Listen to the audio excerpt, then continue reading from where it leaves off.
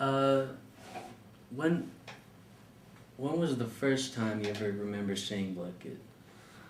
I remember it was in the summer of 1962. Bloodgood was still in his experimental phase. This was a time when everyone seemed to be experimenting on one thing or the other. And the Rolling Stones were just about to start work on their Satanic Majesty's service. And I was at this venue. I don't remember exactly well. At the Devil. I'm very busy, and I show up at a lot of these things, but there was Bob Dylan was there, and Joni Mitchell was there, and she was worshipping me, and anyway, I remember looking across the room to this young man, and seeing him in the corner. He was just sitting there with his acoustic guitar, and just singing with the most sweetest, most angelic voice I ever heard, and I believe the song was, what is it? All the Leaves Are Brown. I just looked at him and I knew I needed to corrupt this little boy. By little I mean like 20, 22, 23. Not little. I'm not that way. I mean, this was legal. Perfectly legal. In its way.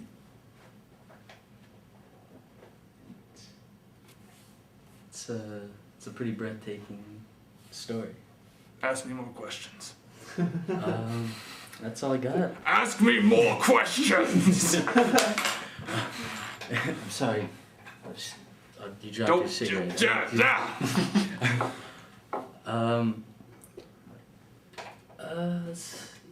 Ask me about the plane crash. What? Have you heard about Bloodgood's accident in the... Let me speak. You can't ask questions.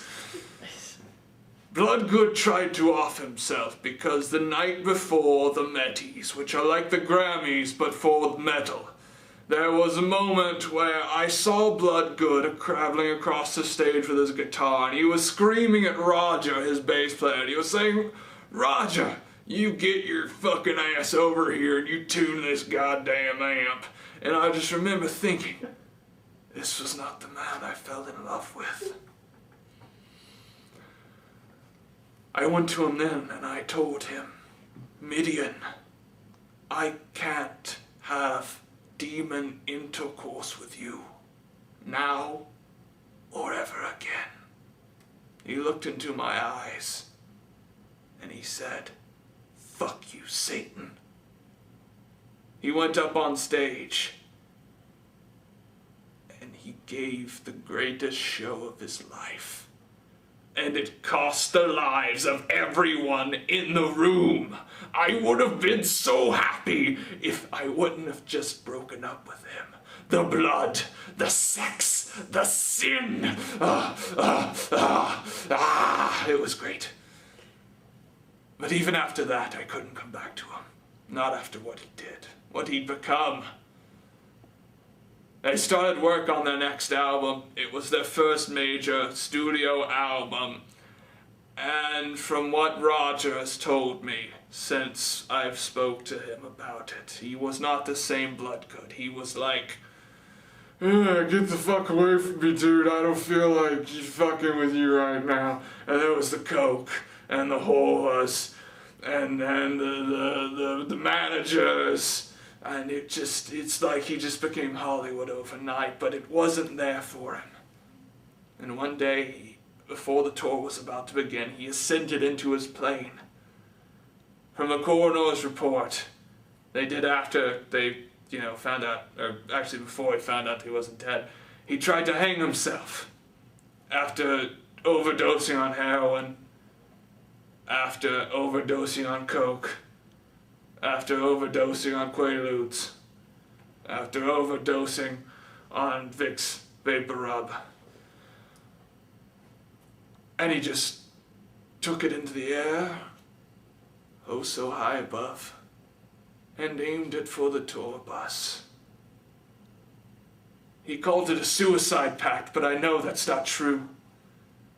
None of those men agreed to commit suicide with him. But he was really fucked up at the time, and I'd forgive him if I was in that bus. Anyway, it exploded. Bunch of people fucking died. He lived because he's half demon. That's what happens when you fuck a demon. You become half demon. I don't know if I mentioned that to you. I had a lot of rules. And that brings us up to date. If Bloodgood were alive today, would you have any words for him? What would you say to him? Suck my penis. Suck my demon dick. I didn't say that. That's crude. I apologize. No, if Bloodgood, I was with Bloodgood when I encouraged him to go on his revival tour. I met with him in a bar and I told him, Bloodgood, you need to get it together. I didn't say anything disparaging about my place in life. I didn't call anyone a whore. That is a misnomer. That is a journalistic mistake. I just said, you need to get it together, get back on the road, and maybe we can make this work again. But one fan didn't want that to happen. He was shot down before his time by a heavy metal Christian rocker muscle man. He'll never be the same again. He was the greatest of all of us. And because he was the greatest, he fell the hardest. I miss you, Bloodgood. Ike's hand hurts. And who's Ike?